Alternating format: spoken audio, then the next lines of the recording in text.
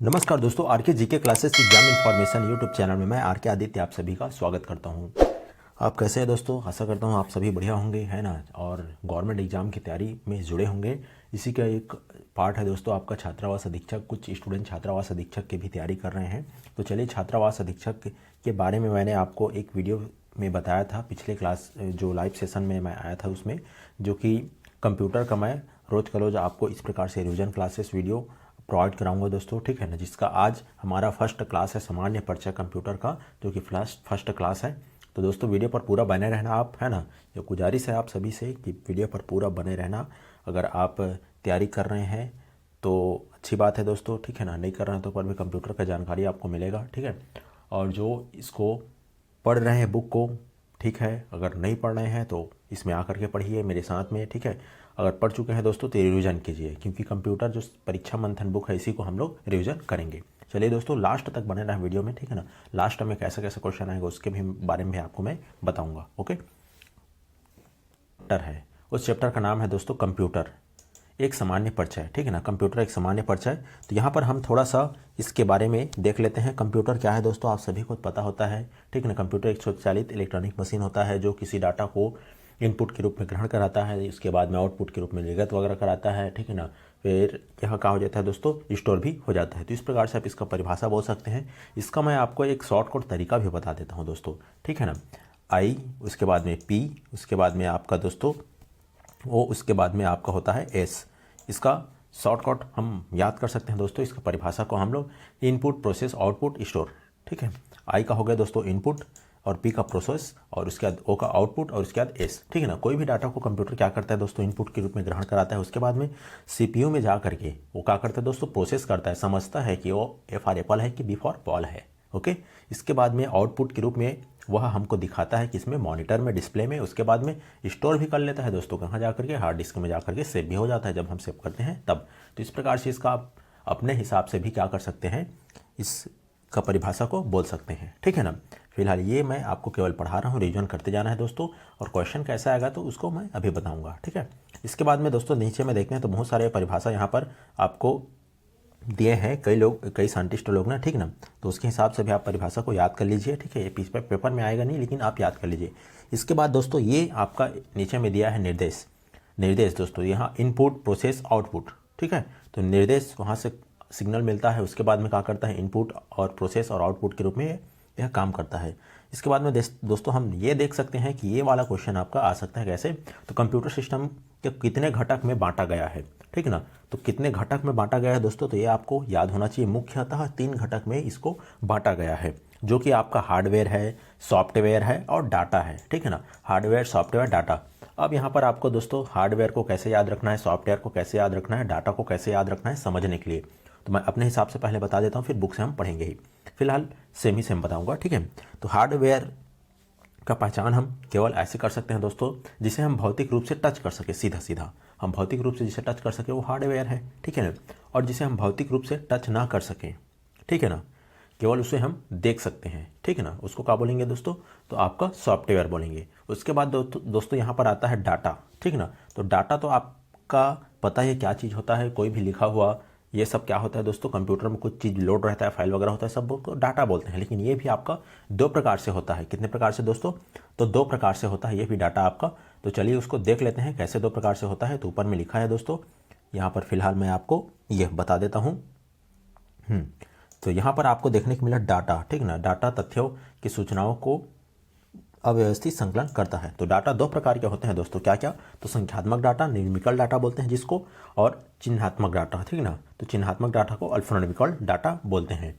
तो यहाँ पर मैं आपको अच्छा सा तरीका बता रहा हूँ इसको याद करने का, ठीक ना। संख्यात्मक डाटा मतलब जिसमें नंबर का यूज किया जाता है, जैसे कि हमारा यहाँ पर नंबर, न्यूमेरिकल मतलब नंबर का यूज किया जाता है, जिसमें 0 से लेकर के 9 तक के संख्याओं का प्रयोग किया जाएगा, ठीक है। और उसी प्रकार नीचे में देखेंगे दोस्तों चिन्हात्मक डाटा में, तो इसमें अक्षर, अंकों तथा चिन्हों का प्रयोग किया जाता है। अक्षर, अंक और चिन्हों सभी का प्रयोग किया जाता है। इसमें अंकगणितीय क्रियाएं नहीं किया जा सकता, जोड़ घटाव का काम नहीं कर सकते भाई इसमें, है ना। तो इस प्रकार से है। उसके बाद में नीचे हम देखेंगे तो यहाँ पर आपको देखने को मिल रहा है सूचना, ठीक ना। सूचना, आवश्यकता अनुसार सूचना को पुनरुत्प्राप्त करने की विधि को सूचना कहते हैं, ठीक। डाटा प्रोसेसिंग डाटा प्रोसेसिंग मतलब दोस्तों कोई भी जो डाटा होता है, ठीक ना, उसको प्रोसेसिंग होने के बाद उस सूचना के रूप में ग्रहण मिलता है। यानी कि यहाँ से मैं एक व्हाट्सअप में मैसेज भेजूंगा तो आपको वहाँ पर सूचना मिल जाएगा भाई कि मेरे व्हाट्सअप में एक मैसेज आया है, ठीक है ना, ऊपर में नोटिफिकेशन आता है, सूचना उसी को बोलते हैं। हाँ, तो बस उसी प्रकार से होता है। बीच में क्या का काम होता है, प्रोसेस का काम होता है। प्रोसेस कौन करता है दोस्तों, तो व्हाट्सअप को जो भी कंपनी है वो प्रोसेस करता है, उसके बाद वो मेरे से भेजे हुए मैसेज को आपके मोबाइल तक पहुँचाएगा। ऐसा होता है इसका काम, ठीक है, इलेक्ट्रॉनिक डाटा प्रोसेसिंग, ठीक है। इसके बाद में हम इसमें थोड़ा सा ये देख लेते हैं भाई कि इंपॉर्टेंट यहाँ पर कंप्यूटर शब्द की उत्पत्ति ग्रीक भाषा कंपो, ठीक है ना, कंप्यूट शब्द से हुआ है, ठीक है ना, जिसका अर्थ गणना करना है। इसका हिंदी में संगणक कहते हैं। ये हो गया दोस्तों। इसके बाद में देखते हैं तो बहुत सारा और चीज़ देखते जाते हैं। अनुदेश, ठीक ना, अनुदेश में कंप्यूटर की कार्य करने के लिए दिए गए आदेशों को अनुदेश कहा जाता है। उसके बाद में दोस्तों नीचे में प्रोग्राम किसे कहते हैं, तो आप जान ही रहे हैं, प्रोग्राम कंप्यूटर में दिए जाने वाले अनुदेशों के समूह को क्या बोलते हैं, प्रोग्राम कहा जाता है, ठीक है। तो ये इस प्रकार से इसको याद रखना भैया आप, है ना, क्योंकि मैं इस प्रकार से आपको रिवीजन कराते जा रहा हूँ, आप बस करते जाना रिवीजन, ठीक है ना। अब यहाँ पर आपको देखने को मिल रहा है बहुत सारा, यहाँ पर तो आपको कंप्यूटर की विशेषताएं बताया है, तो आपको सभी विशेषता को एक एक बार पढ़ लेना है, ठीक है ना। अगर मैं यहाँ पर छोड़ डाल रहा हूँ तो उसको आप स्क्रीनशॉट लेकर के भी पढ़ सकते हैं, ठीक है। फिलहाल मैं सभी का कुछ कुछ चीज़ इंपॉर्टेंट चीज़ को बता दूंगा, ठीक है ना। यहाँ पर आपको स्पीड, ये मेन होता है दोस्तों कंप्यूटर का स्पीड, ठीक है ना। तो इस कंप्यूटर की स्पीड क्या है, लाखों की गणना कुछ ही सेकंड में वो कर सकता है। मनुष्य द्वारा पूरे साल में किए जाने वाली गणना को कुछ सेकंड में भी कर लेता है कंप्यूटर, है ना। और इसका जो कंप्यूटर का स्पीड को मापा जाता है भाई एच जेड से, जो कि नाम है इसका हर्ट्ज, ठीक है ना। हर्ट्ज जो एच जेड से मापा जाता है। वर्तमान समय में कंप्यूटर के नैनो सेकेंड 10⁻⁹ सेकेंड में गणना कर सकता है, मतलब 1 सेकेंड से भी बहुत ही कम माइनस में दोस्तों, ओके। हाँ, तो इसके बाद में हम अभी के जो वर्तमान कंप्यूटर हैं, मोबाइल वगैरह सब एक ही हैं, ठीक है ना। हाँ, तो इतना ऐसे काम करता है भाई। इसका नाम आपको इसको केवल याद रखना है, एच जेड को, हर्ट्ज को, ठीक है ना, कैसे मापा जाता है तो, ठीक। अब नीचे में देख लेते हैं हम लोग यहाँ पर, तो स्वचालित होता है, ऑटोमेटिक होता है कंप्यूटर, हमको चलाने का ज़रूरत नहीं पड़ता भैया, है ना। सर कैसे नहीं पड़ेगा चलाने की ज़रूरत, चलाना पड़ेगा भाई। आप एक बार जब तक उसको कमांड नहीं देंगे तब तक वो काम करना स्टार्ट नहीं करेगा। आप एक बार कमांड दे दी तो बिना रुके बिना थके वो काम करता ही रहता है, ठीक है ना, ऑटोमेटिक चलता रहता है, बस यही चीज़ है।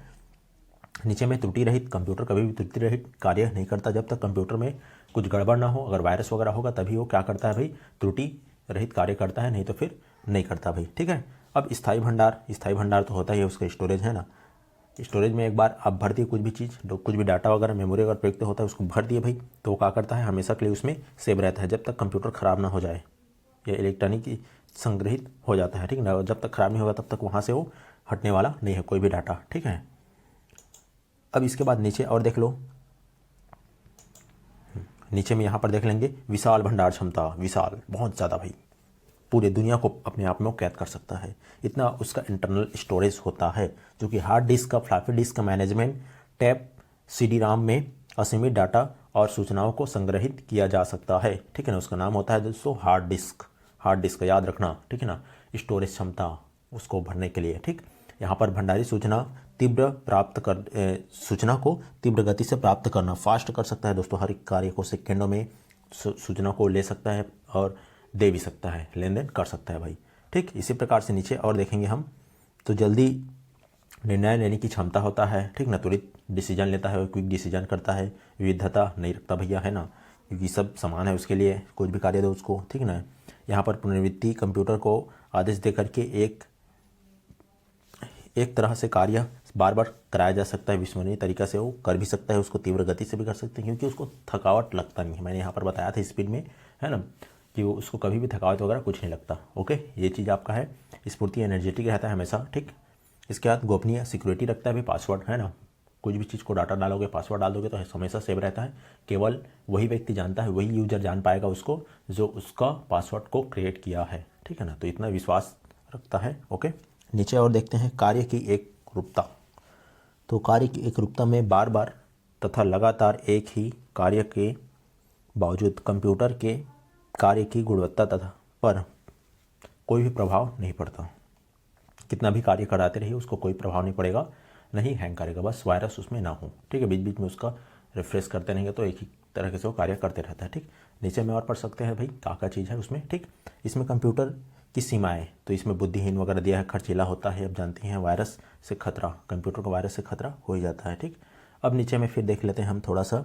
ठीक, विद्युत पर निर्भरता रहता है, बिना विद्युत को चलता नहीं है, बैटरी से चलेगा या फिर विद्युत उसको लगेगा ही लगेगा। ठीक है, फिलहाल बैटरी भी एक विद्युत का ही कार्य करेगा। ठीक, यहाँ पर कंप्यूटर के अनुप्रयोग, कंप्यूटर के अनुप्रयोग में आपको अब थोड़ा सा यहाँ समझना पड़ेगा भाई, है ना। तो चलिए समझते हैं। कंप्यूटर का प्रयोग विभिन्न क्षेत्रों में किया जा रहा है। वर्तमान समय में शायद ऐसा कोई क्षेत्र होगा जहां कंप्यूटर का प्रयोग नहीं किया जा रहा होगा। निम्नलिखित में से कंप्यूटर का विभिन्न अनुप्रयोग किया जा रहा है भाई, है ना। तो यहाँ पर डाटा प्रोसेसिंग, ये मेन है भैया। डाटा प्रोसेसिंग क्या चीज़ होता है? बड़े और विशाल संख्यात्मक डाटा सूचना तैयार करने के लिए कंप्यूटर का प्रयोग किया जाता है। ठीक है ना। यहाँ पर जनगणना, संख्यात्मक विश्लेषण, परीक्षाओं के परिणाम को इस प्रकार से क्या है, डाटा प्रोसेसिंग किया जाता है। मतलब डाटा प्रोसेसिंग का मतलब एक जगह से दूसरी जगह भेजना, सीधा सीधा बात। ठीक ना। क्वेश्चन ऐसा बन सकता है कि डाटा प्रोसेसिंग क्या है, तो ऑप्शन दे दिएगा। ठीक ना, डाटा का प्रोसेसिंग वगैरह वगैरह, तो इसमें आपका रहेगा डाटा का प्रोसेसिंग। ठीक, 4 ऑप्शन दिए रहेंगे, तो आप इसी ऑप्शन को डाटा को उपयोग में लाना, यानी डाटा प्रोसेसिंग। ठीक, सूचनाओं का आदान प्रदान। ठीक ना, सूचनाओं का आदान प्रदान में आपका भंडार विस्तार पद्धति के द्वारा विकास और कम स्थान घेरने के कारण ये सूचना के आदान प्रदान में बेहद मद जो आपका माध्यम साबित होगा। ठीक ना, ये सूचना को आदान प्रदान करने के लिए बहुत ही अच्छा साबित होता है। ठीक ना, जो कि इसका नाम भी यहाँ पर रखा गया है, सूचना का राजमार्ग। ठीक ना, तो इसको याद रखना भाई, है ना। इसके बाद में हम और आगे चलते हैं, जो कि इंपॉर्टेंट है, बस उसी को हम ज़्यादा देखेंगे। और कहाँ कहाँ कार्य में काम आता है आप जान ही रहे हैं। वैज्ञानिक अनुसंधान केंद्र में काम आएगा भाई ये चीज़, रेलवे क्षेत्र में आएगा, बैंकिंग क्षेत्र में आएगा, चिकित्सा क्षेत्र में आएगा, मेडिकल में, है ना। इसके बाद में और यहाँ पर देखते हैं, हाँ मेन क्वेश्चन भाई आपका यहाँ पर एक बन रहा है, उसको आप देख लीजिए। क्या आप जानते हैं 2 दिसंबर प्रतिवर्ष विश्व कंप्यूटर साक्षरता दिवस के रूप में मनाया जाता है। ठीक ना, कंप्यूटर का जो साक्षात्कार दिवस है 2 दिसंबर को प्रतिवर्ष मनाया जाता है। इसको याद रखना है, पेपर में आ सकता है भाई, है ना। यहाँ पर कंप्यूटर में इसके बाद देखते हैं, रक्षा अनुसंधान में काम आएगा, अंतरिक्ष प्रौद्योगिकी में काम आएगा, संचार में काम आएगा, उद्योग व्यापार वगैरह में काम आता है। हर जगह कंप्यूटर का काम होता है ना। केवल सामान्य जानकारी दोस्तों, आपको ज़्यादा डीपली यहाँ से क्वेश्चन नहीं आने वाला। ठीक है ना। इसके बाद में यहाँ पर डिजिटल पुस्तकालय वगैरह, अभी भाई देखिए आप मोबाइल से ही पढ़ रहे हैं मेरे से, है ना। ये डिजिटल पुस्तकालय है, या लाइव पढ़ें, जो भी पढ़ें, है ना। बुक वगैरह का आपको ज़रूरत नहीं पड़ता भाई, लिखने वगैरह के लिए भी आप इसी का यूज कर लेते हैं। ठीक, हाँ। इसके बाद में कंप्यूटर के अनुप्रयोग एवं प्रभाव, तो समय की बचत, जान ही रहे हैं भाई, बचपन में पढ़े होंगे, त्रुटि रहित कार्य। ठीक है, ये सब है। अब इसके बाद में हम आगे और देखते हैं, और आगे देखने के बाद में भाई यहाँ पर हम चलते हैं। ठीक है ना, कार्य की गुणवत्ता वगैरह क्या क्या है, कागज़ की बचत वगैरह, ये सब जान ही रहे हैं भाई, है ना। अब यहाँ पर थोड़ा सा आपको देखने को पड़ेगा, यहाँ पर रोमांचक तथ्य। ठीक ना, तो भारत में पहला कंप्यूटर सांख्यिकी संस्था कहाँ है, तो कलकत्ता में 1956 में स्थापित किया गया है।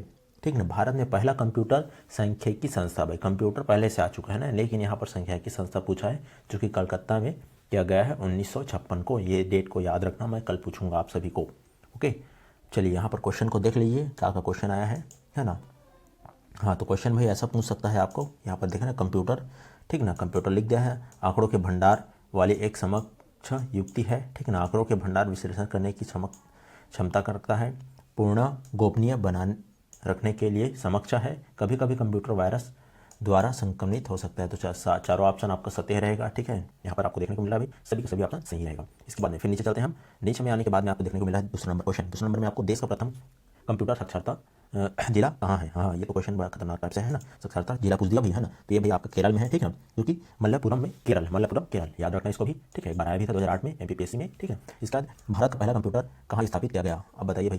तो इसका आंसर होगा भाई भारतीय सांख्यिकी संस्था कलकत्ता। अभी अपने ऊपर में पढ़ा, इसका टाइप दिया था, है ना। अब इसके बाद देख लेते हैं नेक्स्ट क्वेश्चन हम।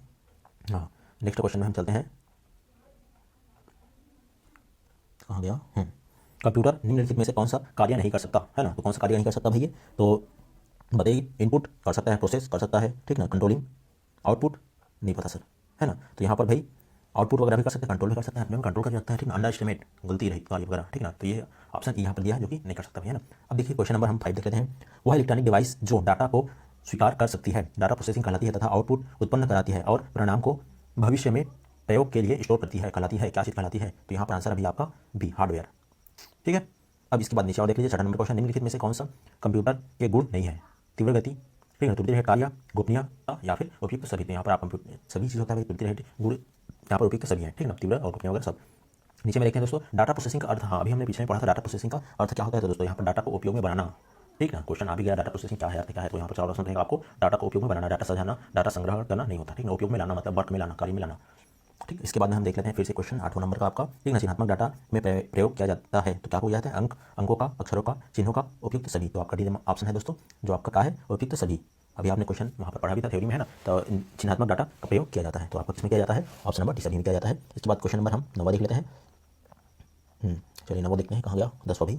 9वां, इनमें से कौन सा कंप्यूटर का गुण नहीं है। तो यहाँ पर आपका ऑप्शन नंबर सी बुद्धि नहीं है, ठीक। यहाँ पर कंप्यूटर साक्षात्कार दिवस कब मनाया जाता है। तो अभी मैंने पढ़ा था कब मनाया जाता है, ऑप्शन नंबर भी 2 दिसंबर को मनाया जाता है सर, है ना। विश्व में 77 कंप्यूटर दिवस वाला देश कौन सा है। तो आप जान ही रहे हैं भाई, आपका संयुक्त राष्ट्र अमेरिका ही है, क्योंकि फास्ट ही होता है, ठीक है। कंप्यूटर साक्षात्कार का अर्थ क्या होता है। तो यहाँ पर कंप्यूटर प्रोग्राम लिखना, कंप्यूटर की त्रुटि सुधारना, कंप्यूटर के कार्य क्षमता की ज्ञान रखना क्या हो सकता है भाई। तो यहाँ पर आपका जो ऑप्शन कंप्यूटर की कार्यप्रणाली को जानना, ठीक है ना। तो आपका ऑप्शन नंबर सी हो गया भाई इसका आंसर, कंप्यूटर की कार्य क्षमता की जानकारी, जो कि कंप्यूटर साक्षरता का अर्थ जानकारी हुई, है ना। अब इसके बाद नीचे में क्वेश्चन आपको देखना, डाटा प्रोसेसिंग का अर्थ, डाटा को क्या होता है भाई। तो ऑप्शन नंबर सी डाटा को उपयोग के लिए सूचना प्राप्त करना। तो ऐसा भी आ सकता है, डाटा प्रोसेसिंग का अर्थ उपयोग के लिए सूचना प्राप्त करना, ऐसा भी ऑप्शन हो सकता है। ऊपर में आप दूसरा पढ़े थे और यहाँ पर दूसरा आ रहा है आंसर, तो ऑप्शन के हिसाब से आप आंसर दे देना, ठीक है ना। इसके बाद कुछ और है, बैंकिंग में लेन देन, ईएसी का अर्थ क्या होता है दोस्तों। तो ईएसी का अर्थ होता है इलेक्ट्रॉनिक और सर्विस, ठीक है ना। इसके बाद 15 नंबर क्वेश्चन देख लेते हैं, प्रोसेसिंग द्वारा इन्फॉर्मेशन में परिवर्तन करना। तो इसका ऑप्शन में आंसर है दोस्तों ऑप्शन नंबर भी डाटा को। चलिए दोस्तों इतना ही क्वेश्चन था, ठीक है। और आशा करता हूँ भाई, है ना, कि क्वेश्चन आपको अच्छे से समझ में आए होंगे, क्लासेस भी अच्छे समझ में आया होगा, अच्छा से रिवीजन भी होगा, है ना। बस दोस्तों एक लाइक करके चले जाना और साथ ही दोस्तों अपने दोस्तों के पास इस वीडियो को शेयर जरूर कर देना भाई। बहुत मेहनत समय इसको बनाया हूँ, ठीक है ना। रिवीजन भी होता जाएगा आपका, मेरा भी रिवीजन हो गया, आपका भी रिवीजन हो जाएगा, है ना। तो वीडियो को पूरा जितना हो सके फेसबुक, इंस्टाग्राम, जहाँ जहाँ हो सके भाई इसको शेयर कीजिए जितना। मैं बस यही उम्मीद करता हूँ, शेयर कीजिए, लाइक भी कीजिए, कमेंट भी कीजिए। वीडियो कैसा लगा बस इतना ही करना आप दोस्तों। हालांकि वीडियो लंबा गया होगा लेकिन पूरा एक बार देख लेना। चाहो तो आप वीडियो को स्किप करके मतलब देखना बस, ठीक है ना। फास्ट देख लेना लेकिन देख ही लेना, ठीक है। अब कल हम चैप्टर पढ़ेंगे, कुछ नया चैप्टर के साथ में आएंगे, ठीक है दोस्तों। तो मिलते हैं भाई नेक्स्ट वीडियो में, तब तक ले जय हिंद, वंदे मातरम, थैंक यू। और कल से क्लास जो रहेगा थोड़ा शॉर्ट रहेगा, अभी इतना लॉन्ग क्लास नहीं लेंगे।